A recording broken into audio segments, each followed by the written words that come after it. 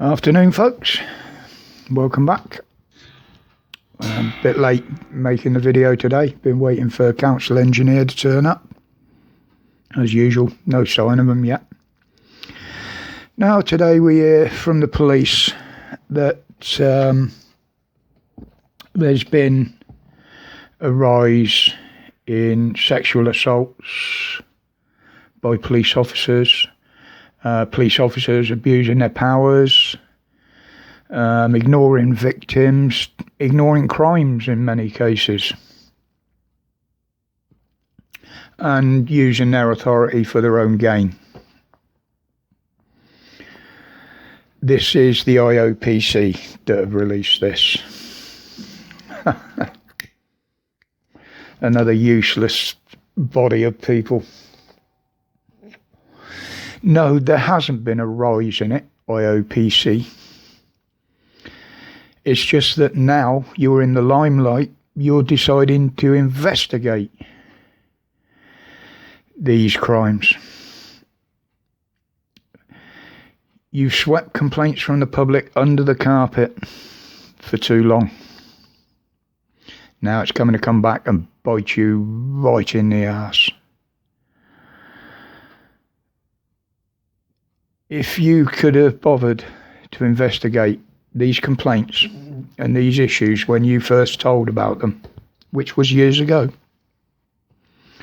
you wouldn't be in this problem. You wouldn't be having this problem now. You wouldn't be in the limelight. You've done it to yourselves, knob ends. You're no longer fit for purpose, especially the Met and that treasonous little bitch, Cressida Dix.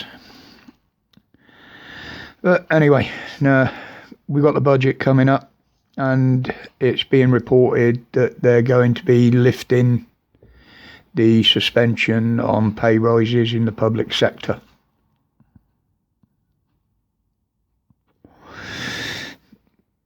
Did anybody else see this coming? I did. First thing they'll do is give themselves a big pat on the back. A financial one, of course. But they're putting up what they call the living wage. Well, Boris, it's not a living wage, it's a survival wage, because that's all you can do on it is just about survive. Sorry people, I'm looking up, but I'm expecting the council. I'm just waiting to hear the bell go, and I just heard a car out there. Yeah, giving themselves a big financial pat on the back. Well, I would like to challenge any MP to come and live for 6 months on what you call a living wage. Any takers? Nah, I doubt it. Now, next month, very quickly, we've got Remembrance Sunday and Remembrance Day rolling up on us again. What are we going to have this year? Is it going to be the same as last year? The real heroes kept away?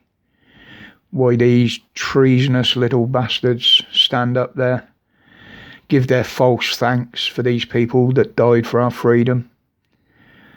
Why at the same time taking our freedoms away more than they ever have before? You're a disgrace to this country. Every single one of you politicians that stands out there in front of the cenotaph should bow your head. Not in remembrance, in shame. Now, I will be remembering it for 2 reasons. 1, the heroes that fought for our freedoms, and 2, my own hero, that was my father, who died the day before on the 10th of November back in 2000. He was an ex-serviceman. He served his time. So it gives me 2 things to remember on that day. But what else we got out there? Oh, the Middle East, the East, China, Russia, wherever out that way. They're just going off. There's a lot of chest puffing and flexing. We've got certain countries firing off rockets and missiles up into orbit, which are nuclear capable, although they didn't have any on board. The odd one or two crash into the sea that don't work properly, apparently. We've got the Americans having accidents with underwater mountains, running into them with submarines. And you got China threatening to take on all comers. Now, when you think that all the elite clowns from most of these countries will be in the UK for a champagne sipping jolly up in Scotland there.